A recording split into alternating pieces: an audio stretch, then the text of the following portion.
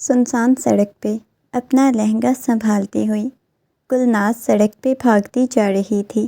اس کا پورا وجود پسینے سے چراغور ہو چکا تھا۔ اچانک سامنے سے آتی ہوئی گاڑی سے وہ بہت بری طرح سے ٹکرائی۔ سردار تراب کاظمی کی پیشانی پہ بل نمودار ہوئے۔ وہ حیرت سے اس لڑکی کو دیکھنے لگا۔ غصے میں گاڑی سے باہر نکلا۔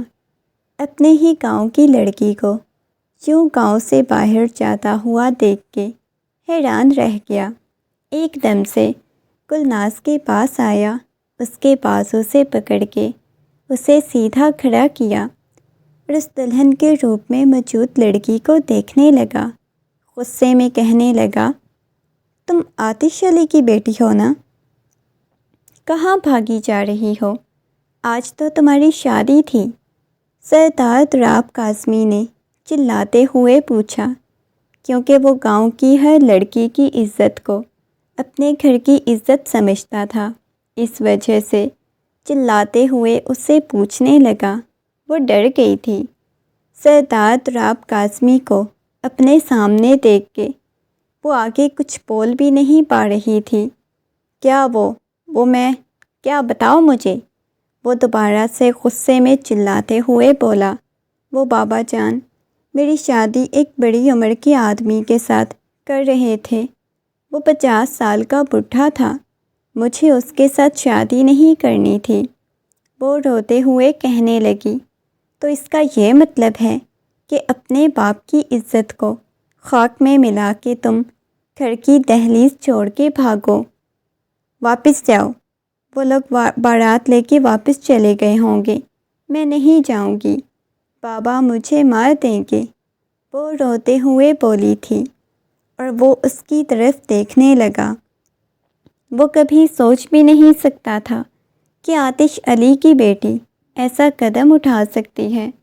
زبردستی لا کے اسے گاڑی میں پھینکا۔ وہ روتے ہوئے اپنا بازو چھڑانے کی کوشش کرنے لگی۔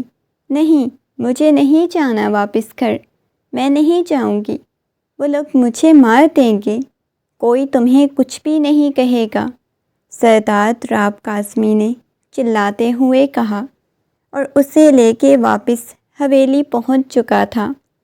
اس بڑی سی حویلی میں اسے لے آیا جہاں پہ بالکل سناٹا چھایا ہوا تھا۔ حالانکہ رات تک یہاں بہت شور شرابہ تھا۔ ان کی بیٹی اور بیٹے کی شادی تھی، شاید بیٹے کی بھی شادی خراب ہو چکی تھی، صرف اس لڑکی کی وجہ سے۔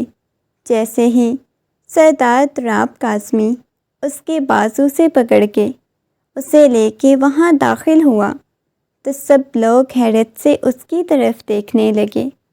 آتش علی چلتے ہوئے اس کے پاس آئے اور کہنے لگے، یہ کہاں تھی؟ انہوں نے سردار تراب کاظمی سے پوچھا تو وہ کہنے لگے، بھاگ گئی تھی آپ کی بیٹی، سنبھال کے رکھنی چاہیے تھی، آپ کو لگام لگانی چاہیے تھی۔ وہ غصے میں چلاتا ہوا بولا، آپ کو پتہ ہے گاؤں کی کوئی بھی لڑکی ایسا قدم اٹھائے تو پورے گاؤں کی لڑکیوں کا نام خراب ہوتا ہے۔ ایک دفعہ پھر سے وہ غصے میں چلاتے ہوئے بولا، آپ کو پتہ ہے اس کی بارات دوسرے گاؤں سے آنی تھی، ناک کٹوا دی ہے اس لڑکی نے ہمارے گاؤں والوں کی۔ اب کی بار ایک دفعہ پھر سے وہ چلاتے ہوئے بولا۔ آتش علی کہنے لگے، اسے جینے کا کوئی حق نہیں۔ یہ کہتے ہوئے سردار تماچا اس کے منہ پہ رسید کر چکے تھے۔ وہ ڈرتے ہوئے اپنے باپ کی طرف دیکھنے لگی۔ بابا جان، میں نے آپ کو پہلے بولا تھا مجھے اس کے ساتھ شادی نہیں کرنی۔ آپ لوگ زبردستی کر رہے تھے۔ 50 سال کے بوڑھے آدمی کے ساتھ میری شادی کیوں کر رہے تھے؟ وہ چلاتے ہوئے بولی۔ اگلے ہی لمحے وہ بندوق لے کے آئے تھے اور اس لڑکی کی طرف دیکھنے لگے۔ تمہیں مار دوں گا۔ وہ حیرت سے اپنے باپ کی طرف دیکھ رہی تھی۔ لاڈ پیار کرنے والا باپ اس پہ آج بندوق تانے کھڑا ہوا تھا۔ تراب کاظمی نے ان کی طرف دیکھا اور کہنے لگا، میں اس کے ساتھ شادی کروں گا اور میں اسے سیدھا کروں گا، وہ غصے میں چلاتے ہوئے بولا، اور گلناز حیرت سے اس کی طرف دیکھنے لگی۔ شادی سے بھاگ گئی تھی اور بڑی عمر کے مرد سے بھاگ گئی تھی۔ میں بھی بڑی عمر کا مرد ہوں، تم سے بڑا ہوں۔ ایک 40 سال کے مرد کی زندگی میں تم شامل ہوگی تو تمہیں سمجھ آئے گی۔ آج پہلی دفعہ اسے سامنے کھڑے ہوئے تراب کاظمی کی عمر معلوم ہوئی تھی۔ دیکھنے میں وہ 30-35 سال سے زیادہ کا نہیں لگتا تھا۔ وہ 40 سال کا مرد اسے اپنی زندگی میں قبول کرنے کے لیے تیار تھا۔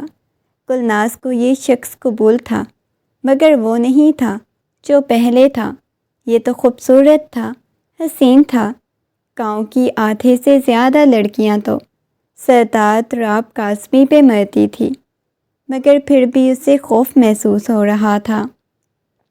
جس طرح وہ کہہ رہا تھا وہ اسے سیدھا کرے گا۔ تھوڑی ہی دیر بعد مولوی صاحب آ چکے تھے اور گلناز کا نکاح سردار تراب کاظمی کے ساتھ ہو رہا تھا، اور یہ بات پورے گاؤں میں آگ کی طرح پھیل چکی تھی۔ سردار تراب کاظمی نے آتش علی کی بیٹی کے ساتھ نکاح کر لیا ہے، شادی کر لی ہے۔ پہلی دفعہ اسے حیرت ہو رہی تھی، پھر بھی اسے خوف محسوس ہو رہا تھا۔ آتش علی کی بیٹی اب اس کی بیوی بن چکی تھی، جو گھر کی دہلیز پار کر کے گئی تھی۔ پورے گاؤں میں یہ بات پھیل چکی تھی۔ رخصتی کے وقت اس نے کسی قسم کی کوئی بات نہیں کی، لا کے اسے گاڑی میں بٹھایا۔ وہ روئے جا رہی تھی۔ سردار تراب کاظمی حویلی کے سامنے اس کی گاڑی رکی، اس کے بازو سے پکڑتا ہوا گھر کے اندر لے کے آیا۔ سب لوگ حیرت سے اس کی طرف دیکھ رہے تھے۔ بی جان نے اس کی طرف دیکھا اور کہنے لگی، بیٹا یہ سب کچھ کیا ہے؟ بی جان کے سامنے نگاہیں جھکا گیا، کہنے لگا، دیکھیں، یہاں گاؤں کی عزت کا سوال تھا۔ اس لڑکی کے ساتھ اب کسی نے گاؤں میں سے شادی نہیں کرنی تھی، تو میں اسے نکاح کر کے لے آیا ہوں، اسے سیدھا کرنے کا بھی ٹھیکہ لے کے آیا ہوں۔ وہ سنجیدگی سے بولا۔ انہوں نے اس سہمی ہوئی لڑکی کی طرف دیکھا جو محض 18-20 سال کی لگ رہی تھی۔ اس کے بازو سے پکڑ کے گھسیٹنے والے انداز میں کمرے کی طرف لے کے آیا۔ ابھی بھی وہ اپنا بازو چھڑانے کی کوشش کیے جا رہی تھی، لا کے اسے کمرے میں پھینکا۔ سارے دروازے اور کھڑکیاں بند کرنے کے بعد اس کے پاس بیڈ پہ آیا، جہاں پہ وہ کانپتی ہوئی سہمی ہوئی بیٹھی ہوئی تھی۔ اب بتاؤ، بڑی عمر کے مرد کے ساتھ شادی نہیں کرنی تھی؟ تم نے 38 سال کا ہوں میں، اس کے سامنے بیٹھا سنجیدگی سے بولا۔ اس نے نگاہیں اٹھا کے اس کی طرف دیکھا۔ بالوں کو جیل سے سیٹ کیا ہوا تھا، سفید رنگ کی شلوار قمیض پہنی ہوئی تھی، بلیک رنگ کا کوٹ، اس کی گھنی مونچھوں تلے انابی لب اور اس کی سیاہ رنگ کی آنکھیں، جو مکمل طور پہ گلناز کو اپنی طرف مائل کر رہی تھی۔ مگر گلناز ابھی بھی اپنی دھڑکنوں کو کنٹرول کرنے کی کوشش کر رہی تھی۔ اس شخص کی سانسوں کی تپش وہ اپنے چہرے پہ محسوس کر سکتی تھی۔ تمہارے باپ نے جو فیصلہ لیا تھا، تمہیں اسے ہٹنا نہیں چاہیے تھا۔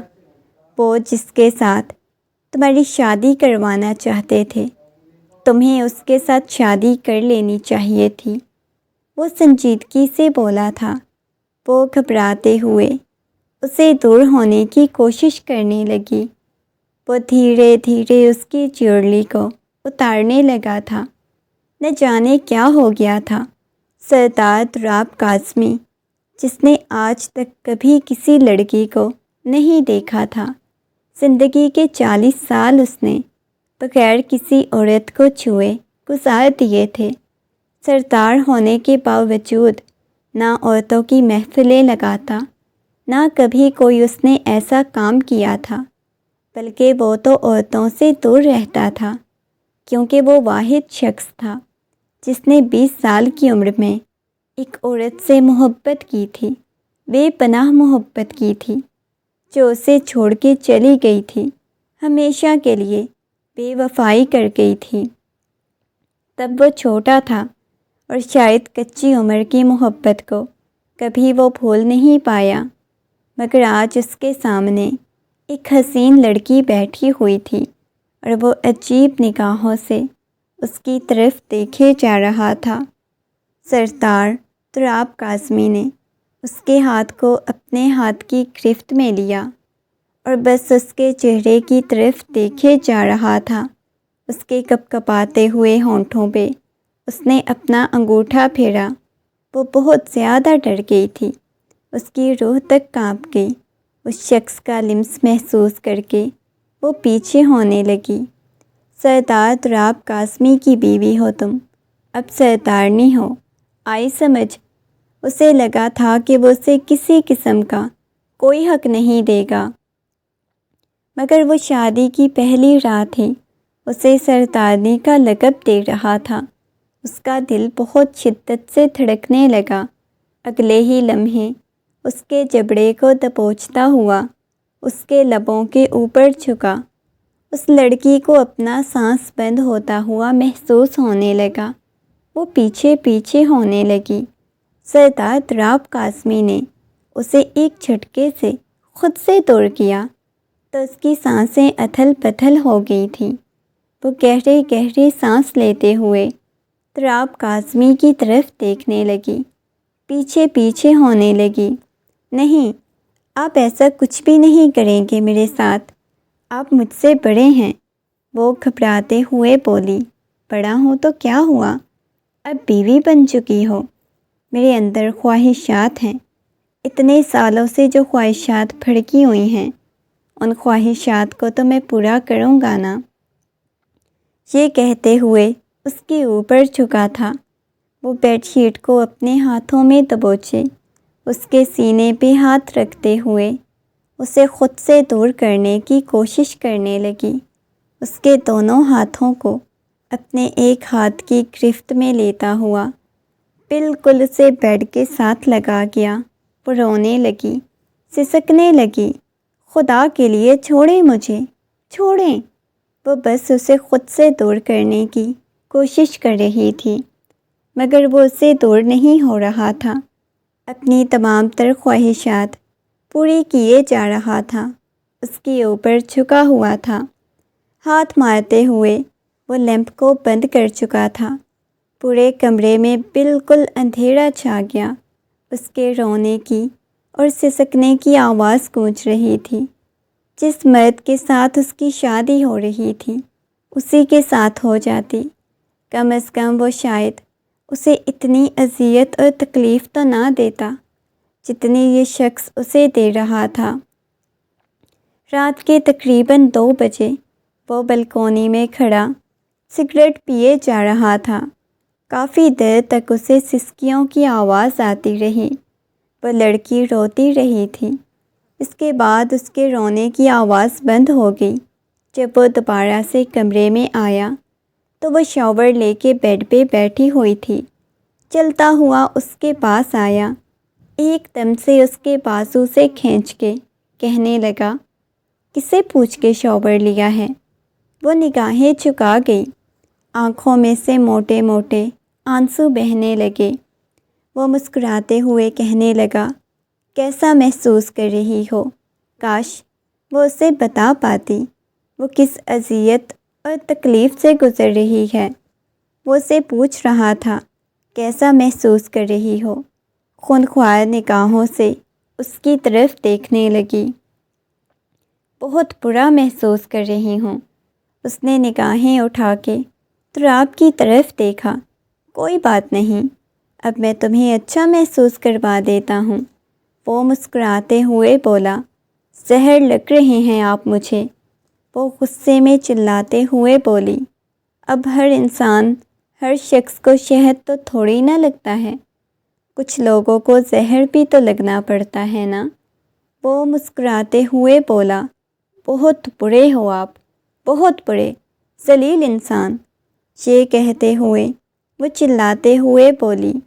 وہ مسکراتے ہوئے اس کی طرف دیکھنے لگا۔ شکریہ اتنی تعریف کرنے کے لیے۔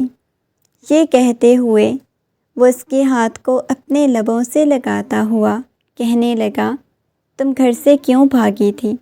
50 سال کے مرد کے ساتھ تمہاری شادی ہو رہی تھی، تو میں بھی 40 کا ہوں، تم سے 20 سال بڑا ہوں، بتاؤ مجھے۔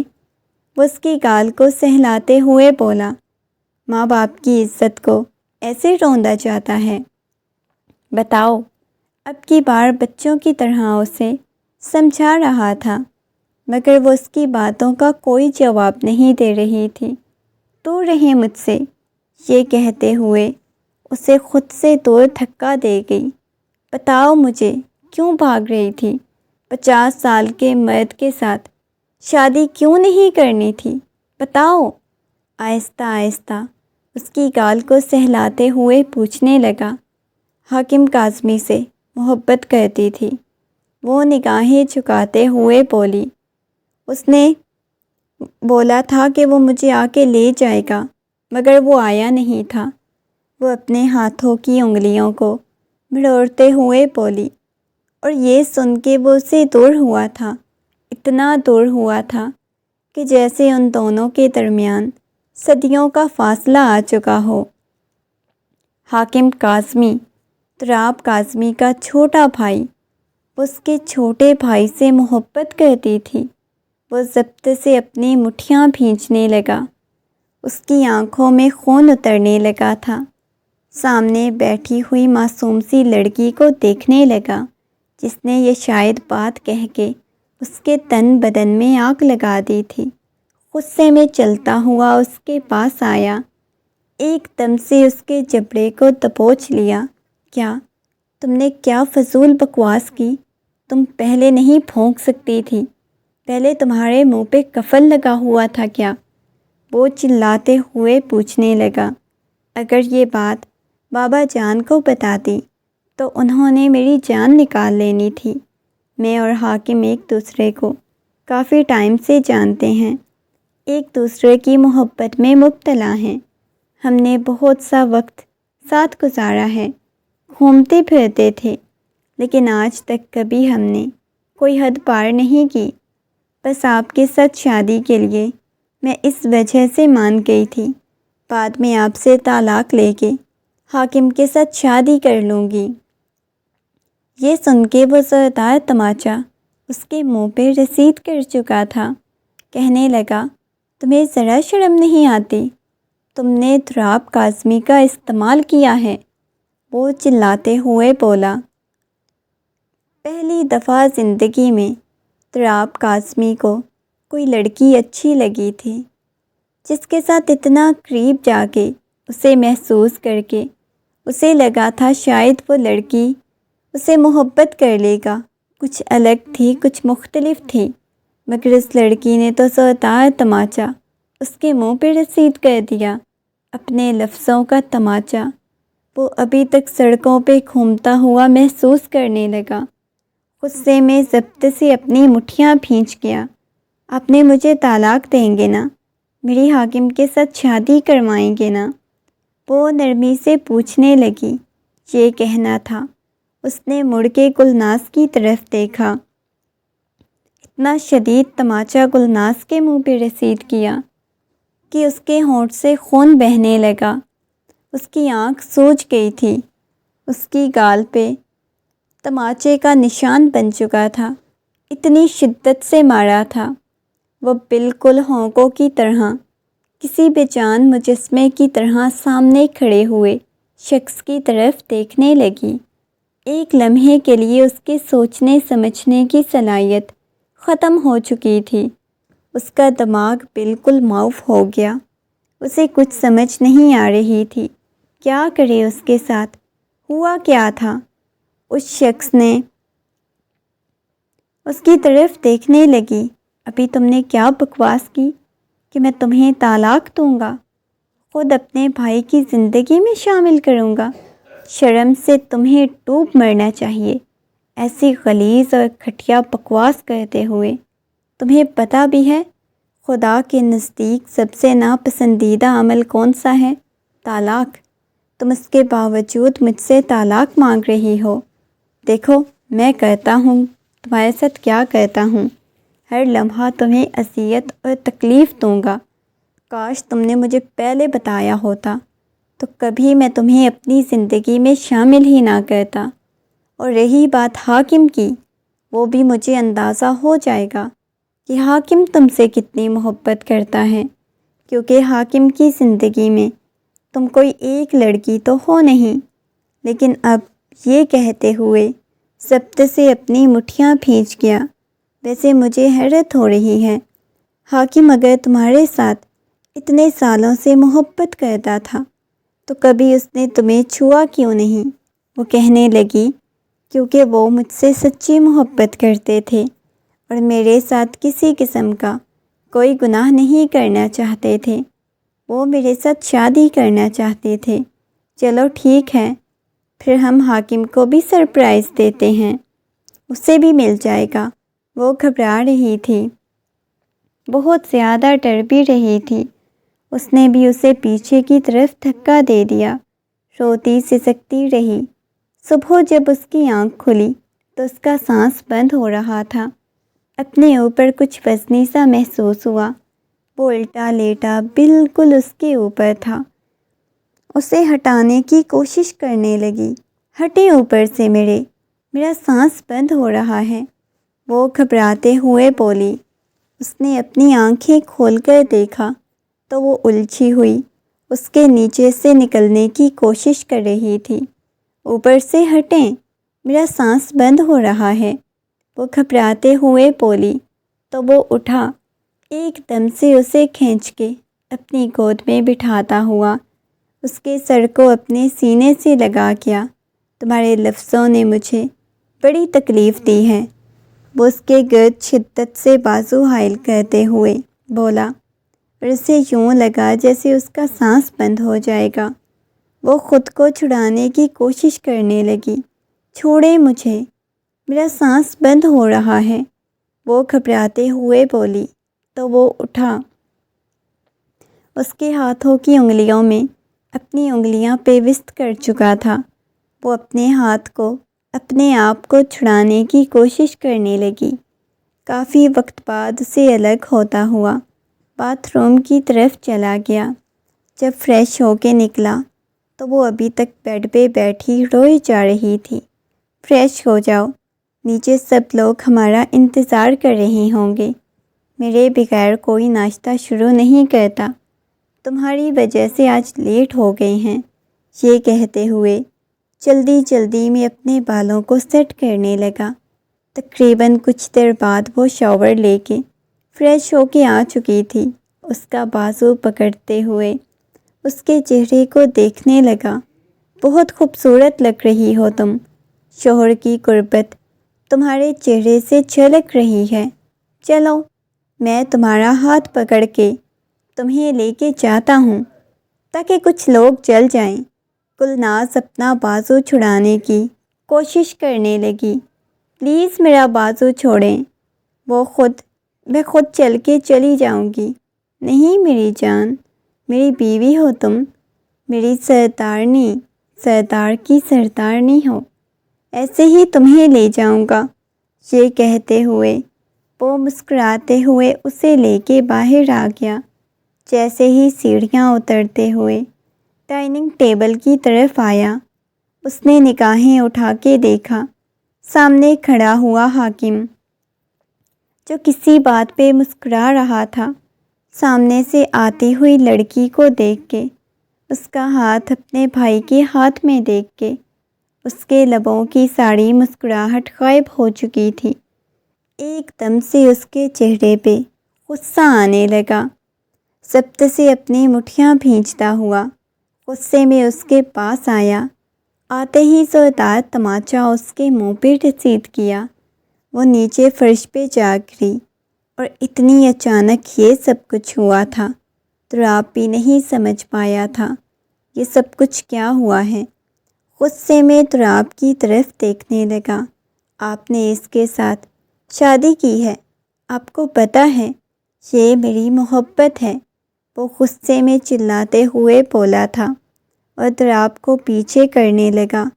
پاگل ہو گئے ہو کیا؟ پیچھے ہٹو، یہ میری محبت ہے۔ تراب حیرت سے اپنے بھائی کی طرف دیکھنے لگا۔ وہ جنونی انداز میں اس کی بازو سے پکڑ کے اسے اپنے سینے سے لگا چکا تھا۔ تراب نے غصے میں کہا، پاگل ہو گئے ہو کیا؟ میری بیوی ہے، تمہاری ہمت کیسے ہوئی میری بیوی کو ہاتھ لگانے کی؟ سردار تراب قاسمی کی بیوی ہے، وہ چلاتے ہوئے بولا تھا۔ اگر اتنی ہی محبت تھی تو آج تک تم نے گھر میں کسی کو بتایا کیوں نہیں کہ تم اسے محبت کرتے ہو؟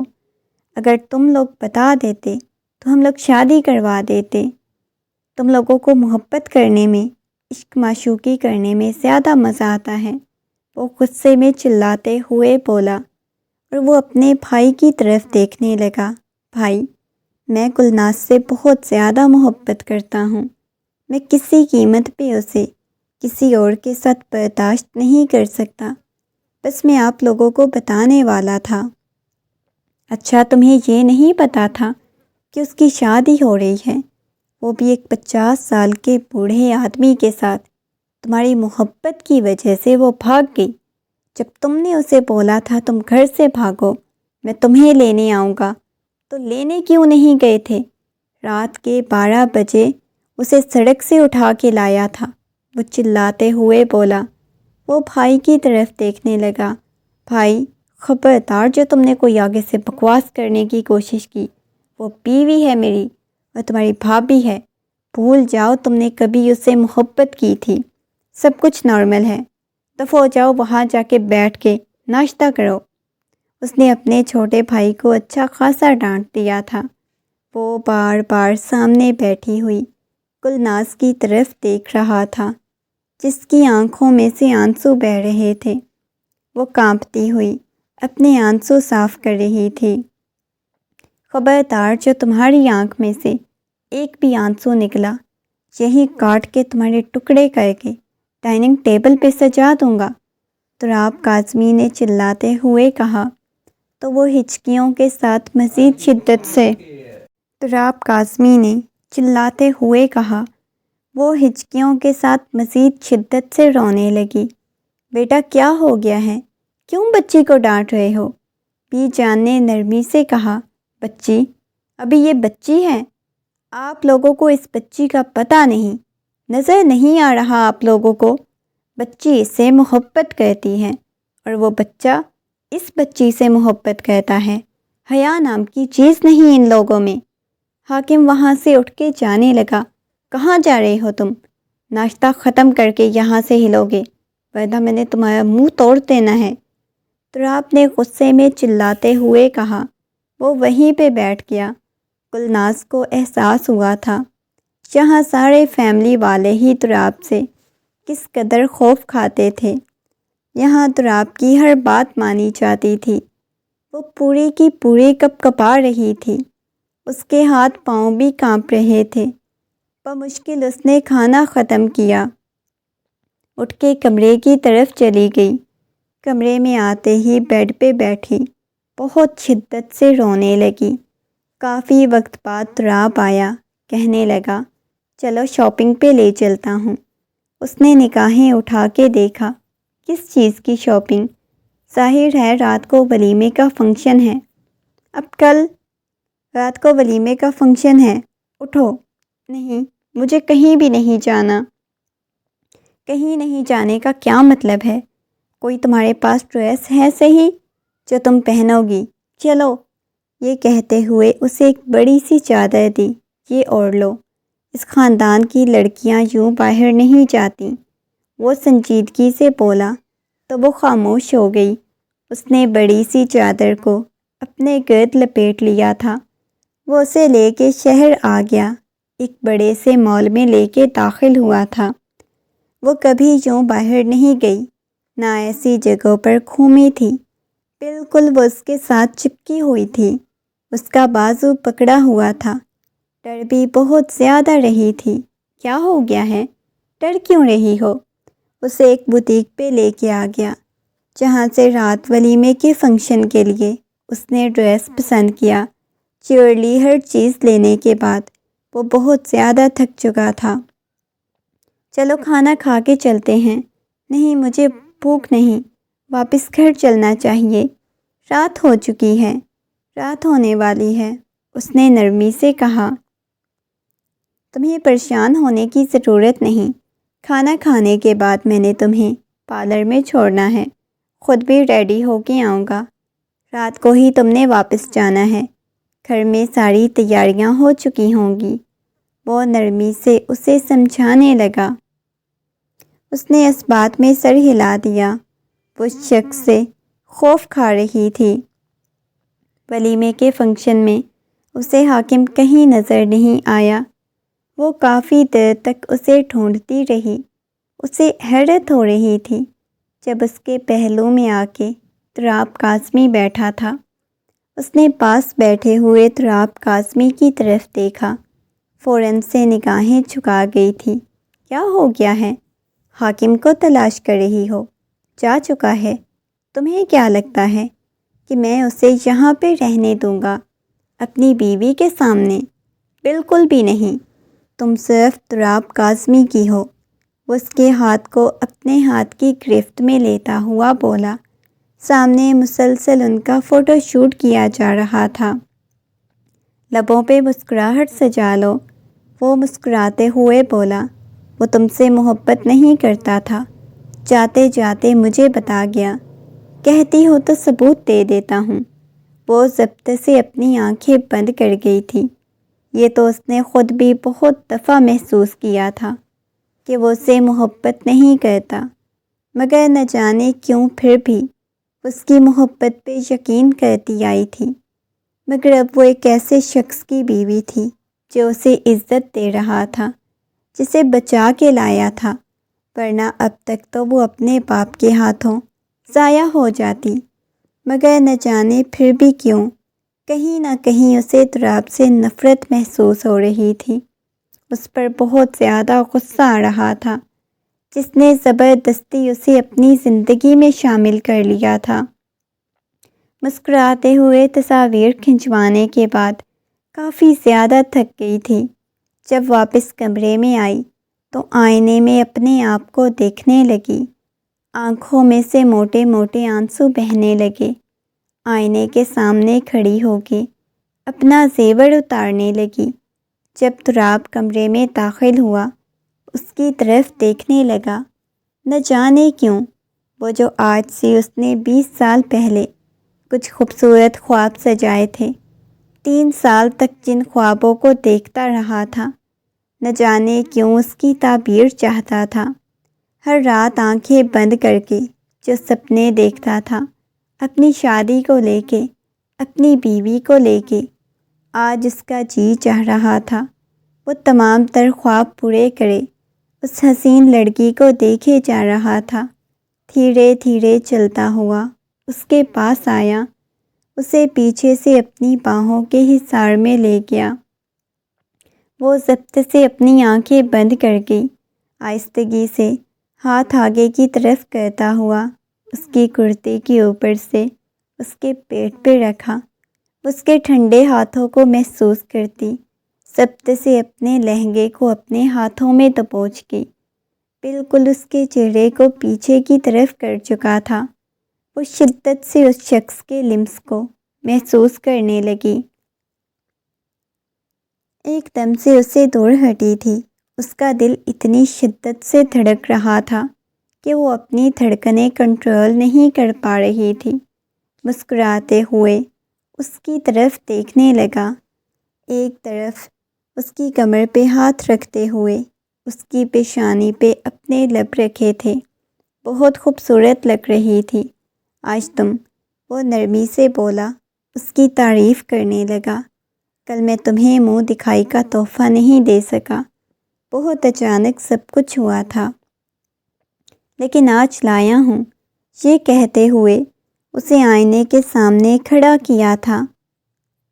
اس کی تمام تر جیولری اتارنے کے بعد ایک خوبصورت سا پینڈنٹ اس کے سامنے کیا جو بہت نفیس تھا، گولڈ کا لگ رہا تھا۔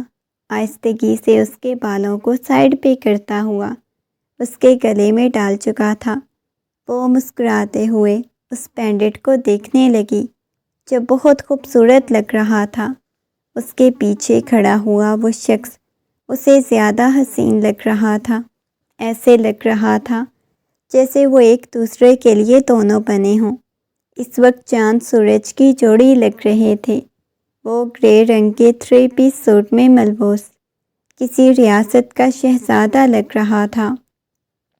اس نے کبھی اس شخص کو آج تک ایسے ڈریس میں نہیں دیکھا، ہمیشہ شلوار قمیض میں دیکھا تھا۔ اس نے مڑ کے اس کی طرف دیکھا، بہت خوبصورت لگ رہا ہے۔ ہلکا سا چین کو چوما تو اس کا چہرہ اپنی طرف کر گیا۔ اس کے چہرے کی طرف دیکھنے لگا۔ تمہیں خود سے محبت کرنے پہ مجبور کروں گا، اس کے ہاتھ کو دیکھتے ہوئے بولا۔ اس کے ہاتھوں پہ مہندی لگی ہوئی تھی۔ وہ اس کی مہندی کو دیکھنے لگا۔ نام تو نہیں کسی کا لکھوایا؟ اس نے نفی میں سر ہلایا۔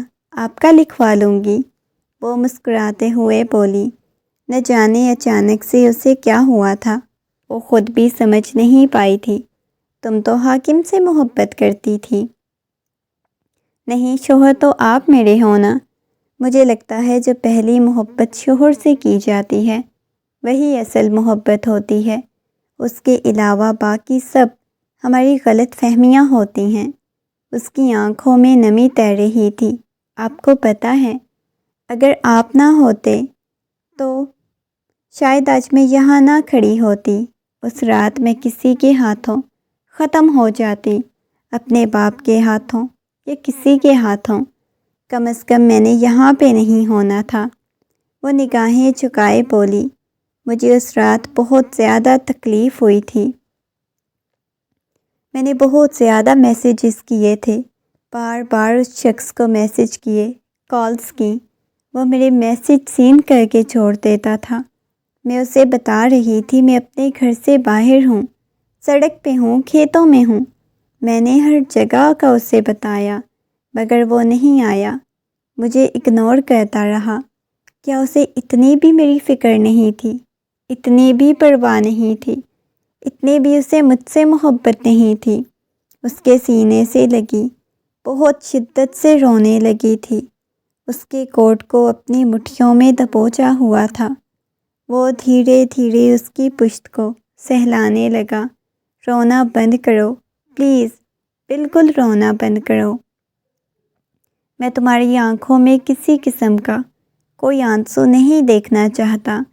ایک دم سے جھک کر اسے اپنے باہوں میں اٹھا چکا تھا۔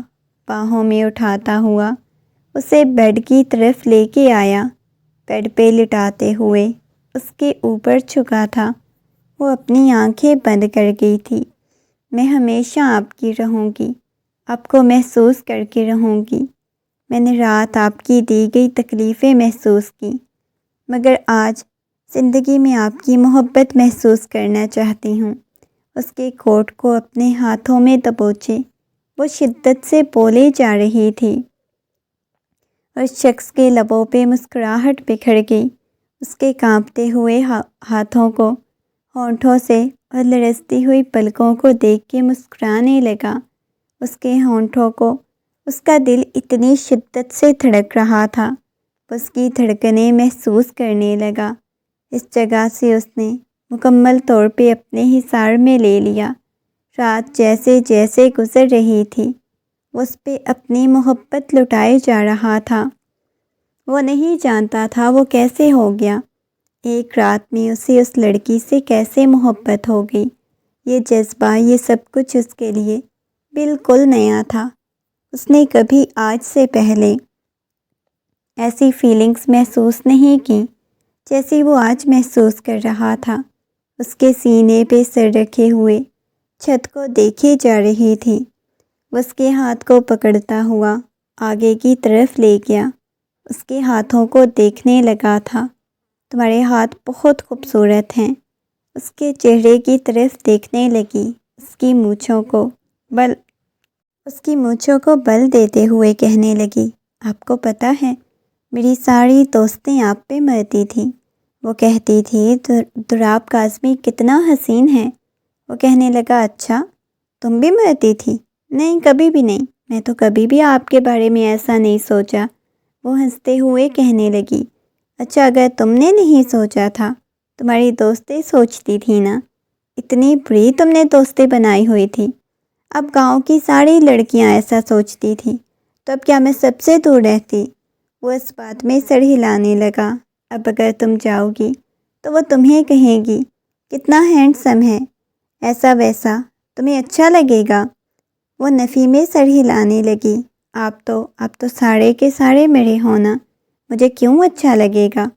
وہ اس کے چہرے کو اپنے ہاتھوں کے پیالے میں بھرتے ہوئے بولی اچھا ٹھیک ہے، اگر انہوں نے بولا نا سردار دراب کاظمی کتنا ہینڈسم ہے تو کہنا میری سوتن بن جاؤ۔ وہ آنکھ کا کونا دباتے ہوئے بولا میں نے ایسا کیوں کہنا ہے؟ وہ غصے میں بولی تاکہ تمہاری دوستیں تمہارے پاس آ جائیں، اس گھر میں آ جائیں، اس حویلی میں رہیں میری بیوی بن کے۔ جب تمہارا موڈ نہیں ہوگا تو میں ان کے پاس چلا جاؤں گا۔ وہ آنکھ کا کونا دباتے ہوئے بولا میں جان نکال لوں گی آپ کی۔ وہ اس کے جبڑے کو دبوچتے ہوئے بولی اچھا جان نکالنے پہ بھی آ گئی ہو؟ تھوڑی دیر پہلے تک تو آپ کی اپنی جان نکلی جا رہی تھی۔ وہ اس کی ناک کو کھینچتے ہوئے بولا اور وہ کبھی سوچ بھی نہیں سکتی تھی ایک رات میں اس شخص کے ہاتھوں تکلیف برداشت کرنے کے بعد دوسری رات اس شخص کے ساتھ اتنی اٹیچ ہو جائے گی، اتنی محبت ہو جائے گی، اسے بات کرنے لگ جائے گی آپ بہت اچھے ہو، آپ نے مجھے بہت اپنائیت کا احساس دلایا ہے۔ شاید کسی اور مرد کے ساتھ شادی ہوتی تو اتنی جلدی اس کے ساتھ اٹیچ نہ ہوتی، اس کے اتنا قریب نہ ہوتی جتنی آپ نے مجھے اپنائیت کا احساس دلایا۔ ہر لمس میں آپ نے مجھے اتنی اپنائیت دکھائی، جیسے میں آپ کو سالوں سے جانتی ہوں، جیسے میں آپ سے سالوں سے محبت کرتی ہوں۔ کیا واقعی میں ایسا ہوتا ہے؟ میں نے کبھی سوچا نہیں تھا کہ ایک مرد کے ساتھ عورت کو اتنی جلدی محبت ہو جاتی ہے، خاص کر جو اس کا شوہر ہوتا ہے، جس کے ساتھ اس کا نکاح ہوتا ہے، کیا اتنی جلدی محبت ہو جاتی ہے؟ میاں بیوی کو وہ مسکراتے ہوئے کہنے لگا دیکھو میاں بیوی کے درمیان ایک قدرتی کشش ہوتی ہے جو اللہ کی طرف سے ہوتی ہے، ان دونوں کو ایک دوسرے سے محبت ہو جاتی ہے، لیکن مجھے تو تمہاری محبت ڈرامہ لگ رہی ہے، اتنی جلدی بھلا تمہیں کیسے محبت ہو سکتی ہے؟ وہ اسے نیچے کی طرف کرتا اس کے چہرے کو دیکھتے ہوئے بولا آپ میری محبت پہ شک نہ کریں نا، میں بول رہی ہوں نا کہ مجھے آپ سے محبت ہو گئی۔ وہ ہنستے ہوئے بولی تھی ہاں ہاں بھائی مان لیا، آپ کو مجھ سے محبت ہو گئی۔ اسے اپنی باہوں کے حصار میں لیتا ہوا اس کی گردن میں اپنا چہرہ چھپائے اپنی آنکھیں بند کر گیا تھا۔ اس کی گرم سانسوں کی تپش اپنی گردن پہ محسوس کر رہی تھی۔ تھوڑی ہی دیر بعد کمرے میں اس کی بھاری سانسوں کی آواز گونجنے لگی، اس کے لبوں پہ مسکراہٹ بکھر گئی، نیند اب اس کی آنکھوں میں بھی اترنے لگی تھی، بالکل اس کے ساتھ لگی ہوئی تھی۔ ان دونوں کے درمیان کسی قسم کا کوئی فاصلہ نہیں تھا، گویا وہ دو وجود ایک جان لگ رہے تھے، اتنا ایک دوسرے کے قریب تھے۔ ہر گزرتے دن کے ساتھ دراب کاظمی سے محبت کرتی گئی۔ اسے گاؤں کی سردارنی کا حق ملا تھا، سردار کی بیوی سرطانی، اور سب انہیں چاند سورج کی جوڑی کہتے۔